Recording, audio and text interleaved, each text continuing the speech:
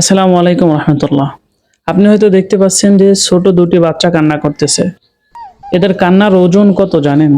এদের কান্নার পাওয়ার কত জানেন? এদের কান্না সাত আসমান সাত জমিন ভেদ করে রব্বে কাবার দরবার পর্যন্ত পৌঁছে গেছে। এরা মাজলুম, ফিলিস্তিনের প্রত্যেকটি মানুষ মাজলুম, প্রত্যেকটি শিশু মাজলুম, প্রত্যেকটি মা বোন মাজলুম, ফিলিস্তিনবাসী মাজলুম। আল্লাহ পাক রব্বুল আলামিন ফিলিস্তিনবাসীদের উপরে রহম করুন, তাদেরকে হেফাজত করুন।